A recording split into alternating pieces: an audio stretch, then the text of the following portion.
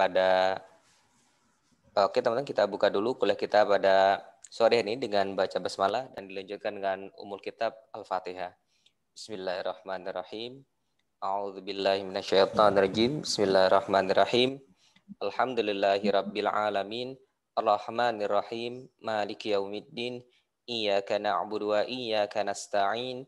Ihdinas siratal mustaqim.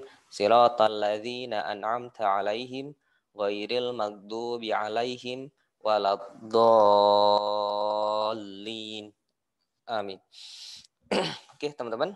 Kemudian pada sore hari ini kita akan melanjutkan materi kita tentang kuliah penjaminan kehalalan produk.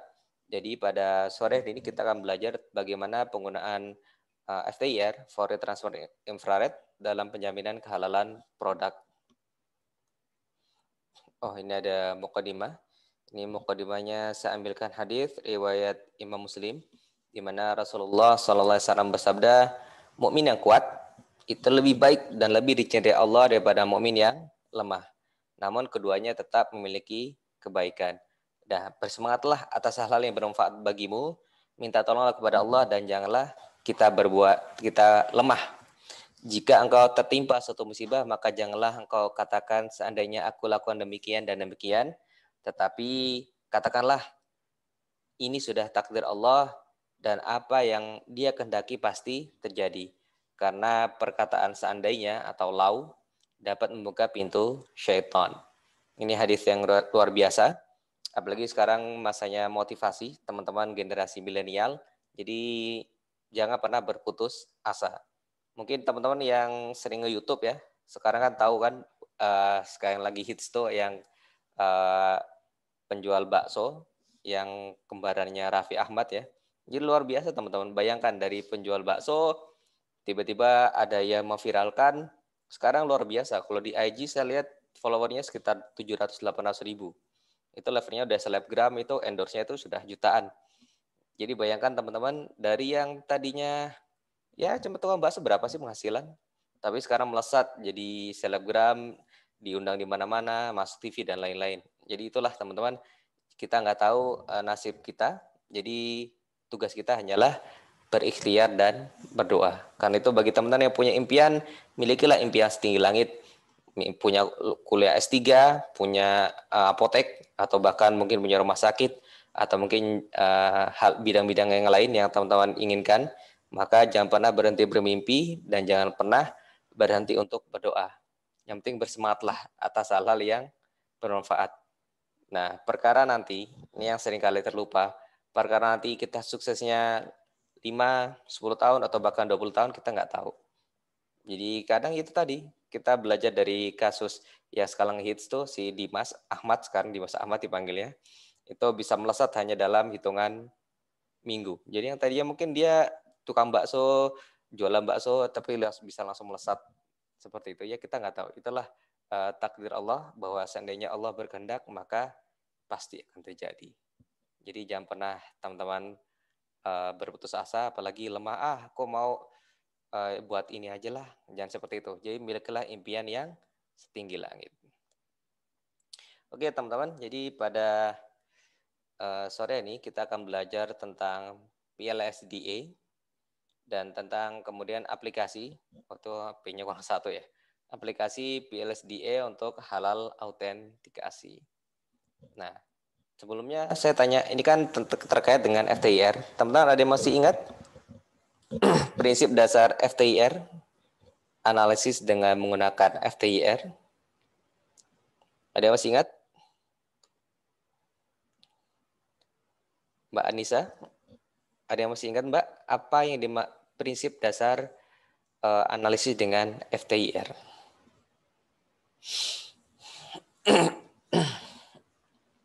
Ya Mbak Anissa? Apa prinsip dasar analisis dengan FTIR?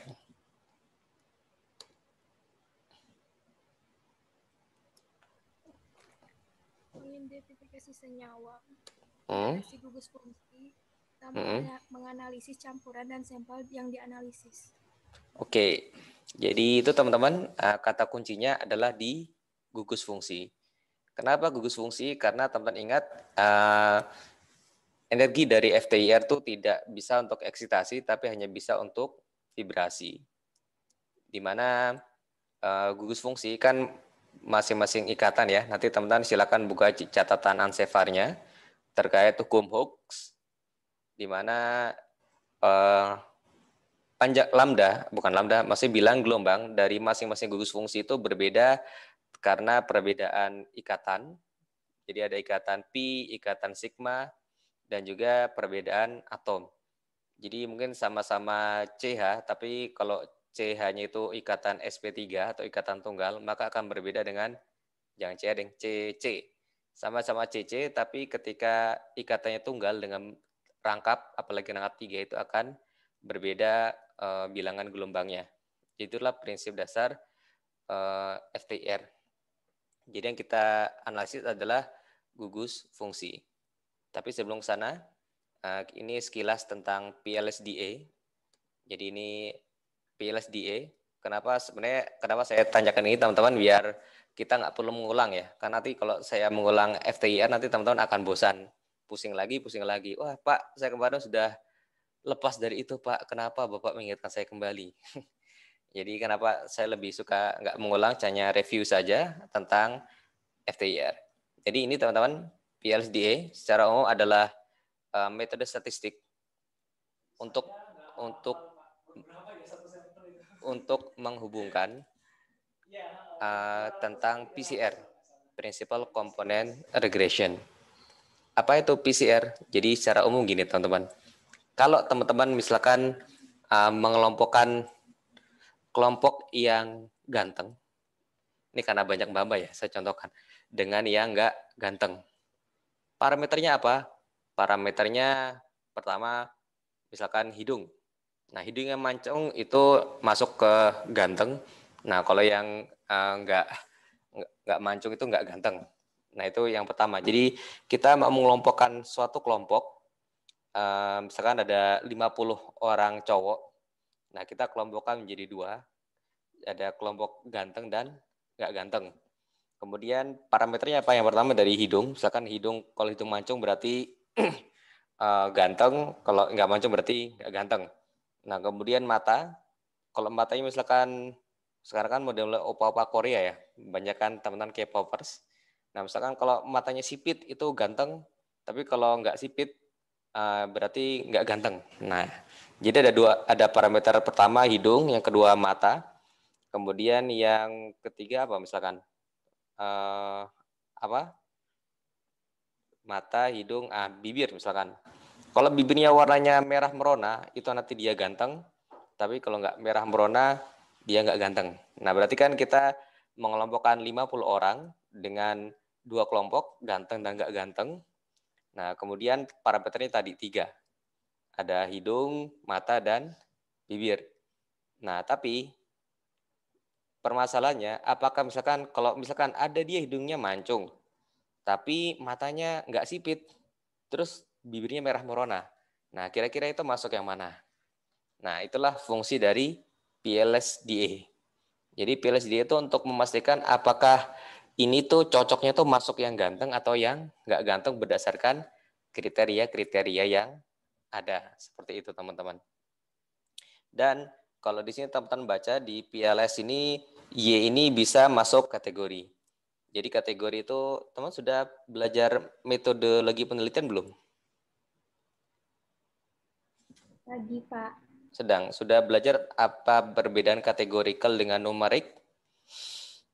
Tadi, Pak. Sudah, Pak, barusan tadi. Oke, jadi sudah bisa ya. Jadi kalau kategorikal itu biasanya berupa teks ya. Misalnya tadi ganteng nggak ganteng itu berarti kategorik.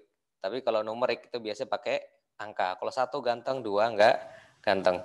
Nah, jadi kalau secara umum PLSDA itu Y-nya itu sumbu Y itu bisa kategorikal. Tetapi karena kita belajarnya, jadi pada sore ini kita akan belajar menggunakan Minitab. Nah, kita harus mengubah tadi nilai Y-nya yang tadinya kategorikal menjadi numerik. Pak, maksudnya gimana? Ya gampang, tinggal kita kelompokkan saja menjadi kelompok 1, 2, 3, dan seterusnya. Jadi misalkan Kalau yang ganteng itu berarti 1. Yang nggak ganteng berarti 2. Seperti itu. Yang ini harus diingat-ingat, jangan sampai ada yang sama antara prediktor, jadi parameter-parameternya dengan kelompoknya. Misalkan prediktornya juga ada nih yang nilainya 1, 2, dan sekian. Nah itu jangan. Jadi buatlah kategorikal yang berbeda. Biar nanti sistemnya itu tidak membingungkan. Seperti itu. Sampai sini bisa diterima? Bisa diterima teman-teman? Halo? Siapa? Saya. Bisa, Pak. Oke. Bisa, Pak. Nah, jadi inilah teman-teman fungsi dari PLSDA. Yang pertama untuk mengelompokkan. Jadi mengelompokkan kelompok observasi menjadi beberapa kelompok. Jadi tadi ada 50 orang. Nah, itu kan satu kelompok kan. Nah, 50 orang ini mau kita kelompokkan menjadi beberapa kelompok. Tadi misalkan jadi ganteng dan nggak ganteng. Nah, itulah fungsi dari PLSDA. Nah, kemudian yang kedua, untuk mengetahui seberapa akurat observasi kita. Jadi tadi misalkan kalau yang mancung itu ganteng, yang nggak mancung nggak ganteng, dan seterusnya tadi. Nah, itu seberapa akurat. Kalau misalkan kita dapat yang dia mancung tapi matanya sipit, tapi bibirnya nggak merah merona, nah itu masuk ganteng atau tidak. Itulah maksud dari determine. Jadi seberapa akurat kita menilainya. Benar nggak penilaian kita nih? Misalkan kita, dia seharusnya masuk ganteng, tapi dia ternyata kita masukkan ke nggak ganteng. Nah, itu nanti kita evaluasi dengan menggunakan PLSDA. Nah, kemudian yang ketiga, untuk mengevaluasi prediktornya, yang mana itu yang paling berpengaruh. Jadi misalkan dari tadi, ada bibir, ada mata, ada hidung. Nah, dari ketiga hal ini tuh mana yang paling mempengaruhi kelompok ganteng dan nggak ganteng. Jadi kan dari ketiga hal ini masih beda bobotnya kan. Misalkan, ternyata yang paling mempengaruhi adalah mata. Nah, misalkan jadi mata yang paling mempengaruhi konsep ganteng dan nggak ganteng. Jadi seperti itu teman-teman. Itulah fungsi dari PLSDA. Jadi pertama untuk mengelompokkan, kedua untuk mengevaluasi pengelompokan itu, dan yang ketiga untuk mengevaluasi parameter-parameter dari pengelompokan tersebut. Nah, contohnya ini contoh dari teman-teman sudah mendownload ya Excel-nya, sudah di-download? Sudah, Pak. Sudah, Pak. Nah, sekarang silakan teman-teman buka Excel-nya, kemudian buka Minitab-nya. Jadi kita contoh klasifikasi bunga. Ya. Jadi kita sebentar. Saya bukakan dulu ya.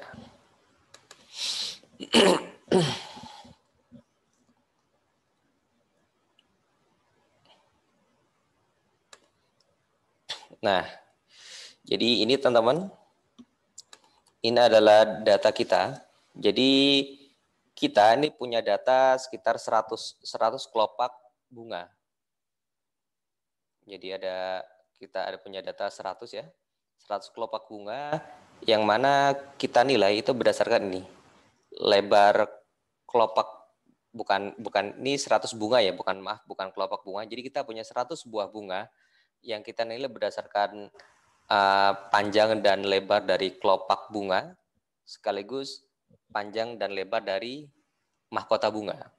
Pak, bedanya Pak. Jadi kalau teman-teman punya bunga, jadi kayak yang berwarna itu namanya petal atau mahkota, tapi yang bawahnya yang hijau itu biasa warna hijau. Nah, itulah dinamakan dengan kelopak bunga. Nah, kemudian 100 bunga ini kita kelompokkan menjadi 3 spesies. Ada spesies setosa, ada juga yang virginica, dan ada juga yang versi color. Nah, kalau ini hasil pengamatan ya. Misalkan kalau sepalnya sekian, panjangnya sekian, lebarnya sekian, kemudian mahkotanya sekian, nah maka masuk setosa dan seterusnya. Jadi kayak tadi lah, seperti itu. Nah, untuk melakukan PLSDA, berarti silakan teman-teman buka dulu Minitab-nya ya. Nah, jadi silakan teman-teman buka Minitab-nya. Pak. Ya. Pak, gimana kalau Minitab-nya udah kadaluarsa, Pak? Nggak masalah. Bisa Maksudnya dipakai? selama Pak? masih bisa dibuka ya. Sudah? Oke, kalau sudah, maka teman-teman kopikan ini. Jadi kopikan yang spesies. Jadi ini kan kelompok ya. Spesies ini kan pengelompokan kita kan. Nah, silakan teman-teman kopikan ke C1. Jadi silakan teman-teman kopikan ke C1. Jadi ini silakan teman-teman kopikan ke C1. Nah, kemudian yang tadi keempat prediktor tadi, lebar, panjang dari petal dan sepalnya, dikopikan C2 sampai C5, teman-teman. Ini saya share screen aja ya, biar agak gampang.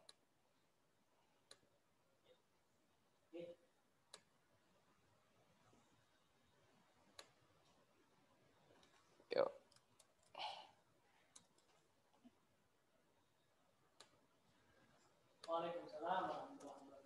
Nah, seperti ini teman-teman.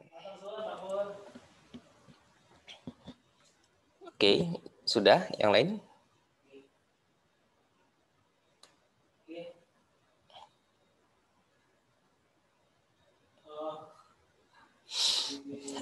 Sudah? Bapak, maaf.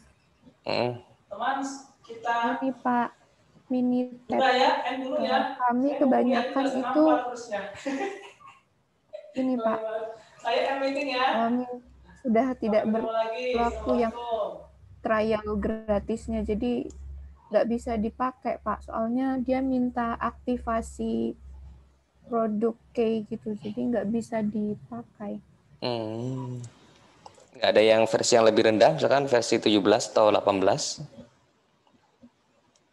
Yang penting Minitab. Yang penting teman punya Minitab apa aja, mau trial atau yang sudah aktif, nggak masalah. Ada Minitab?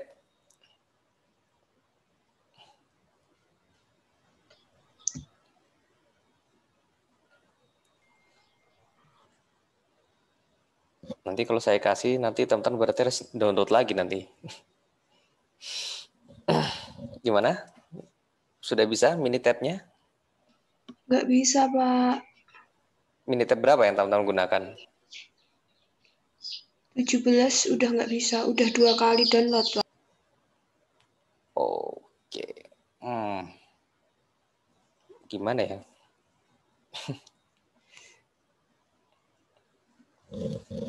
Saya coba deh kasih yang teman-teman koneksinya bagus nggak di sana? Nanti kalau teman harus download nanti akan tambah lama nanti.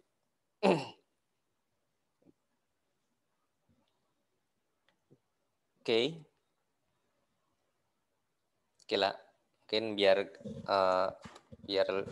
biar mempermudah nanti teman-teman sembari mendownload ya, akan saya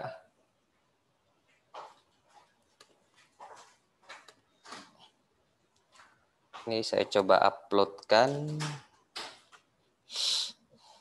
sebentar ya, saya coba uploadkan Minitab yang saya punya coba.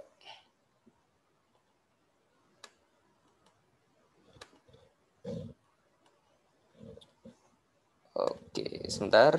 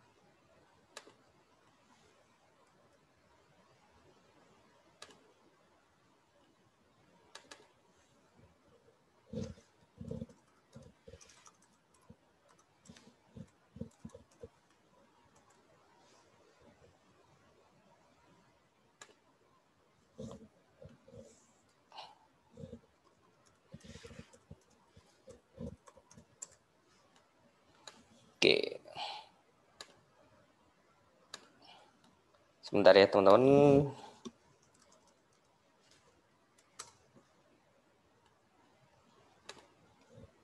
Berarti teman-teman harus nyari lagi nih.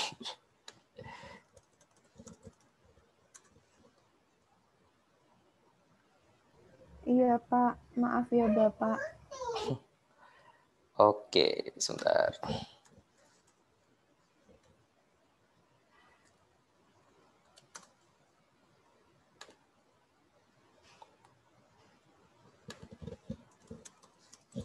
Oke, nyantai aja ya.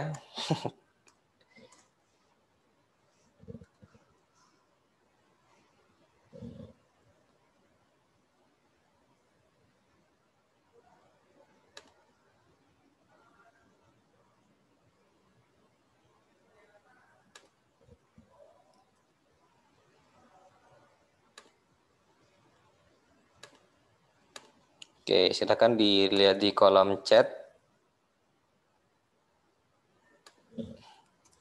Itu ada website untuk menginstal Minitab-nya. Bukan menginstal sih, mendownload. Kok cuma satu orang? Sorry. Oke, silakan bisa teman-teman klik kemudian download. Itu sebenarnya untuk bacakan ya, namanya tidak recommended. Jadi recommended kalau teman-teman mau download dari Minitab, web Minitab-nya langsung aja.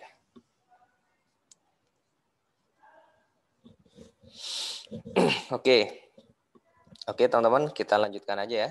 Nanti teman-teman kok sembari mendownload, kita lanjutkan saja teman-teman. Oke. Nah kemudian ketika teman-teman di sini, maka teman-teman klik ini stat, kemudian multivariate, diskriminan analisis. Nah teman-teman masukkan ini, teman-teman masukkan spesiesnya ke grup. Nah kemudian prediktornya teman-teman masukkan ke 4 ini. Nah di sini kan ada beberapa menu ini yang harus teman-teman pahami. Yang pertama, ketika teman-teman mengklik linear, ini ketika prediktor teman-teman itu satuannya sama. Nah, sedangkan kalau satuannya berbeda, teman-teman pakai yang kuadratik. Pak, contohnya gimana? Jadi ini kan kelopak panjang dan lebar sepal sama petal kan sama dalam sentimeter kan? Nah, berarti itu kan satuannya sama. Tapi ketika tadi, misalkan teman-teman nanti di klinis misalkan ya, contoh di klinis, itu teman-teman parameternya itu ada yang pakai umur, kemudian berat badan. Nah, itu kan beda satuan tuh. Nah, berarti kalau seperti itu, maka teman-teman klik yang bagian kuadratik. Jadi seperti itu. Itulah beda antara linear dan kuadratik.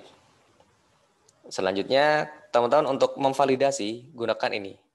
Cross validation. Jadi gunakan cross validation untuk memvalidasi data teman-teman. Nah, kemudian teman-teman klik fits ini. Fits ini untuk mencocokkan dengan regresi linearnya nanti. Klik ini juga. Nah, kemudian optionnya teman-teman klik yang ini aja. Plus LDF, distance, dan misclassification summary.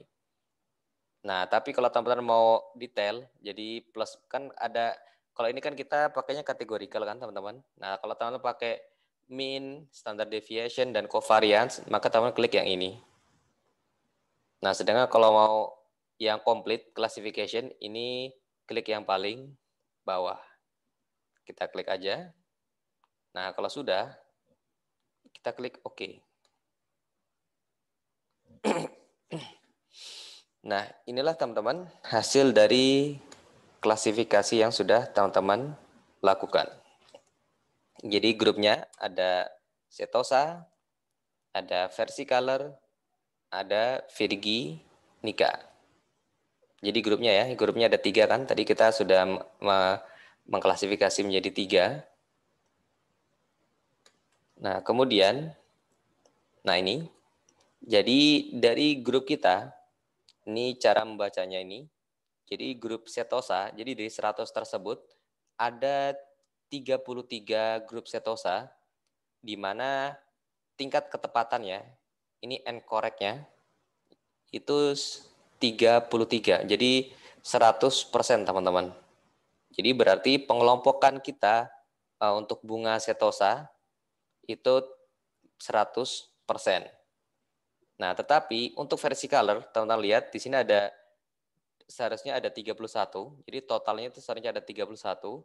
Tetapi dari 31 ini ternyata ada yang salah ini. Jadi dia seharusnya masuk Virginica, tapi dia dikategorikan sebagai versi color. Nah, makanya ketepatan kita untuk mengkategorikan ke versi color itu adalah 93,5%. Nah, sedangkan yang terakhir ini ada Virginica, sama ternyata. Jadi dari 36 data, ternyata ada yang benar itu 35, sedangkan ini ada satu. Jadi ini ada satu data yang seharusnya dia masuk versi color, tapi dia ternyata dikategorikan sebagai Virginica. Sehingga ketepatan klasifikasi kita itu 97,2% untuk yang Virginica. Bisa terima sampai di sini teman-teman? Bisa, Bapak. Bisa. Oke. Nah, berarti untuk data kita, dari 100 data kita, yang benar itu adalah 97. Jadi dari 100 data kita, yang tepat klasifikasi kita ada 97,0%.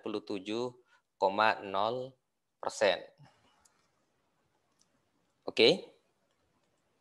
Nah, kemudian ini sama, ini hasil summary dari hasil klasifikasi dari setelah di cross validasi ya. Hasilnya sama dengan atas kan? Ini 33, 31, 36. Berarti untuk data kita yang atas ini, berarti ini sudah valid. Jadi karena data setelah divalidasi dan sebelum divalidasi itu sama. Berarti ini kalau klasifikasi setelah validasi itu sama 97,0%. Nah, kemudian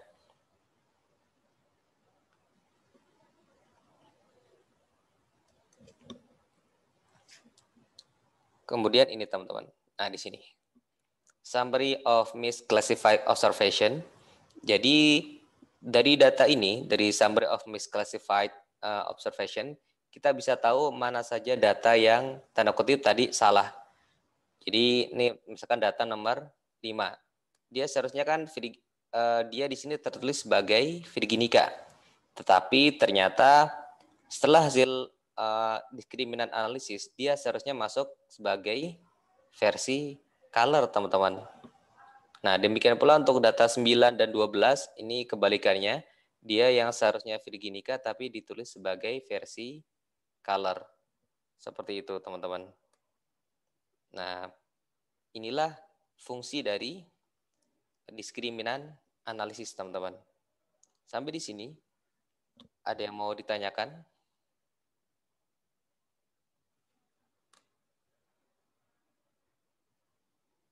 Ada yang mau tanya nggak, teman-teman?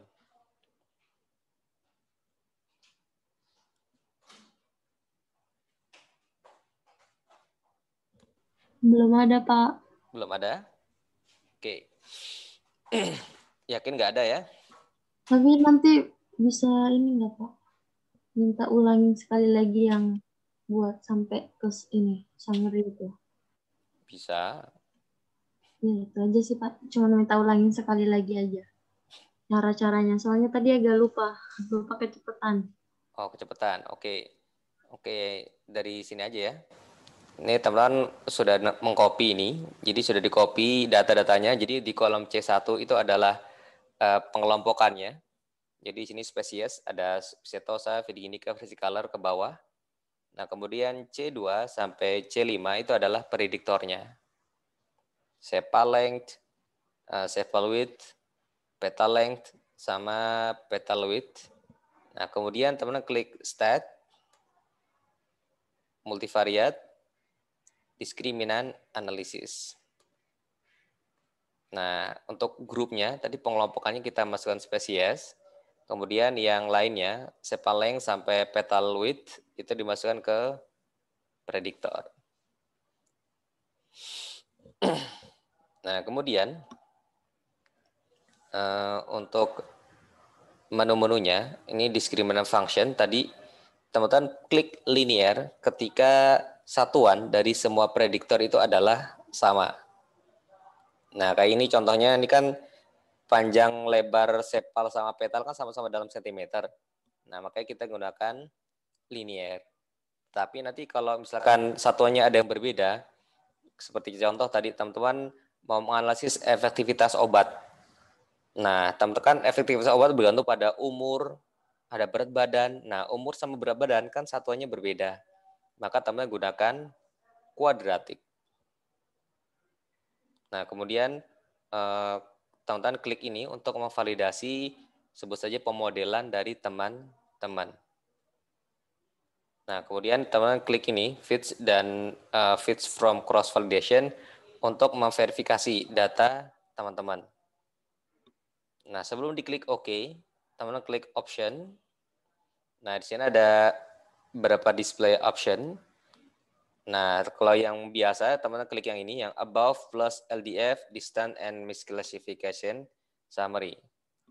Tetapi kalau teman-teman datanya itu berupa tadi, misalkan statistik, bukan statistik, ini juga statistik. Misalkan datanya itu berupa angka, jadi teman-teman ingin melihat berapa sih rata-ratanya, berapa standar deviasinya, kemudian kovariansinya berapa. Nah, teman-teman klik yang ini.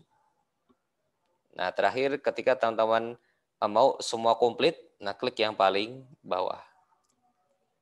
Kalau sudah berarti kita oke saja. Nah, kalau sudah tinggal di oke. Nah, seperti ini. Jadi datanya seperti ini, teman-teman. Jadi untuk grupnya ada Setosa, Versicolor, dan Virginica. Kemudian untuk mempermudah, teman-teman baca yang sudah divalidasi ya, teman-teman. Teman baca yang sudah divalidasi biar nggak perlu ngulang lagi. Nanti kadang ada yang atasnya bagus tapi bawahnya jelek. Jadi karena ternyata pemodelan kita nggak bagus sehingga ketika setelah divalidasi itu nggak bagus. Jadi ada alangkah baiknya teman langsung baca yang sudah divalidasi cross validation. Teman sudah ngerti ya cross validation yang ada leave one out. Nah itu nanti tadi sebenarnya saya mau mengulang sedikit materi itu ya, tapi takutnya teman-teman bosan. Jadi silakan teman-teman nanti baca di FTIR yang kemometrika. Jadi ini untuk pengelompokan ada Setosa, Versicolor, dan Virginica. Untuk Setosa semuanya itu benar. Jadi ada 33 data dan 33 data ini itu sesuai. Jadi ketepatannya 100%. Nah, kemudian untuk Versicolor ternyata ada 2 data yang salah. Jadi dari 31 yang benar tuh hanya 29. Jadi maksudnya salah gini. Seharusnya bunga tersebut masuk kategori Virginica, tetapi di spesiesnya kita tulis sebagai versi color. Nah, itulah yang dimaksud tidak tepat. Ini kan kita analisis secara statistik ya. Tadi ini orang ini ganteng atau enggak sih? Nah, jadi bisa kita analisis secara statistik itu, teman-teman. Nah, makanya di sini ada 31 yang data, tapi yang benar tuh hanya 29. Sehingga ketepatannya itu 93,5%. Nah, demikian untuk Virginica sama. Jadi ada 36 data. Nah, tetapi yang tepat itu hanya 35. Nah, ada satu yang kurang tepat seperti itu. Sehingga ketepatan pemodelannya 97,2%. Nah, sehingga secara total pengelompokannya dari 100 data ada 97 data yang tepat dan ada dengan nilai ketepatan pemodelan itu 97,0%. Oke. Kemudian langsung saja ke sini. Nah, di summary of misclassified observation kita di sini bisa melihat data mana saja yang salah pengelompokan. Misalkan sini, ini data nomor 5, di sini dia tertulis sebagai Virginica. Tetapi secara prediktif itu dia tuh masuk kategori versicolor, teman-teman. Ini sebelum validasi, ini setelah validasi ya, teman-teman. Jadi yang dilihat yang di sini. Nah, sehingga berarti nomor 5 ini salah kategori seperti itu. Kayak tadi gampangnya, seharusnya dia tuh masuk sebagai ganteng, tapi karena kita salah penilaian, dia masuk sebagai enggak ganteng. Nah, seperti itu. Nah, demikian pula nomor 9 dan nomor 12, dia di grupnya masuk versicolor, tapi ternyata dia masuk kategori yang virginica. Seperti itu, teman-teman. Oke. Sampai di sini ada mau tanyakan, teman-teman? Jadi di sini kalau di data di Minitab tuh ada di sini fit, ini yang sebelum validasi, ini exfit, itu yang setelah divalidasi. Lupa, tadi Bapak bilang katanya itu Y-nya itu, X dan Y-nya itu harus numerik. Nah, jadi ini sebenarnya untuk kehati-hatian teman-teman, karena ada beberapa software, karena software statistik kan ada banyak, nggak cuma Minitab, ada misalkan SPSS, ada MATLAB, dan banyak. Nah, biasanya sebagian data statistik itu tidak bisa menerima yang ini, kategorik. Jadi teman-teman harus memasukkannya itu berupa numerik.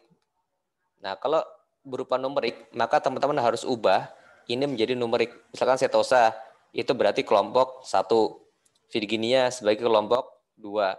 Versicolor kelompok 3. Nah, berarti setosa ini teman-teman ganti dengan angka 1, Virginica dengan angka 2, versicolor dengan angka 3. Jadi ini misalkan ini 1, terusnya di sini spesies 1, 2, 3, kemudian 2, 2, dan seterusnya. Seperti itu teman-teman, maksudnya sumbu Y dan sumbu X-nya harus numerik. Seperti itu. Sampai di sini, ada yang mau tanyakan?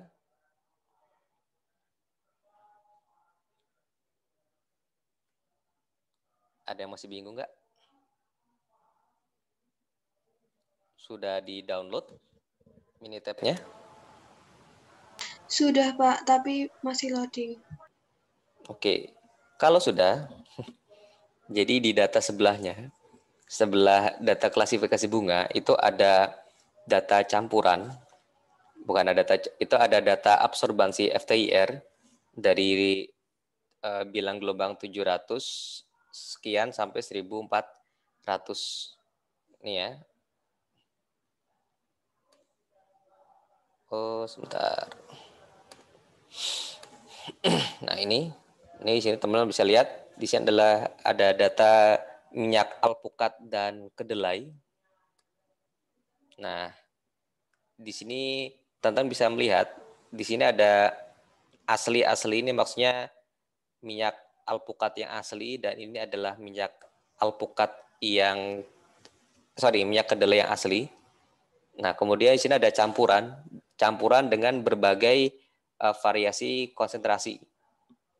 Jadi ini campuran. Nah, kemudian kita di sini ada data ini minyak palsu dan ada sampel X yang tidak kita ketahui. Jadi ada, teman-teman harus ingat ya, teman-teman pengelompokannya harus tepat, karena kalau pengelompokan salah pengelompokan berarti akan salah. Berarti di sini ada minimal ada 4 kelompok. 1, 2, 3, 4, 5. 4 kelompok, Berarti ada minyak alpukat yang asli, minyak kedelai yang asli, sama yang campuran. Campurannya kan 1 kelompok. Nah, kemudian ada juga yang minyak yang palsu. Nah, berarti itu ada 4 kelompok. Nah, yang ini, Pak, kok yang sampel X kok tidak masuk, tidak ada kelompok? Justru kita ingin mengetahui apakah si sampel ini masuk kategori palsu kah? Atau kategori campuran kah? Atau jangan-jangan salah satu dari ini, minyak alpukat yang asli atau minyak kedelai yang asli. Nah, kalau sudah demikian, silakan teman-teman gunakan diskriminan analisis tadi untuk mengetahui jenis minyak apakah ini. Masuk palsu kah? Asli kah? Atau jangan-jangan campuran? Kalaupun asli, masuk minyak alpukat atau minyak kedelai. Nah, seperti itu teman-teman. Gunakan caranya seperti tadi. Silakan teman-teman kerjakan sekarang dengan Minitab. Kemudian hasilnya. Jadi hasilnya ini ya teman-teman. Hasil ininya. Hasil Minitabnya silakan teman-teman kopikan ke Word. Nah, di bawah nanti teman-teman bahas itu. Tadi kan sudah tahu kan cara membahasnya. Oh, ini apa yang di bagian ketepatannya. Teman-teman. Sorry. Nah, data-data ini silakan teman-teman kopikan di Word. Data yang penting saja. Misalkan ini. Grupnya. Jadi di copy ya. Ini biar seragam aja. Yang pertama data grup. Kemudian data ini summary of classification with cross validation sama correct classification with cross validation. Kemudian ini summary of misclassified observation. Nah, kalau sudah ada 3 data itu, silakan nanti di bawah teman-teman bahas. Teman-teman bahas sesuai yang tadi sudah saya jelaskan. Silakan teman-teman kerjakan, waktunya sampai 5.15. Due date-nya sampai 5.15. Silakan teman-teman kerjakan sekarang.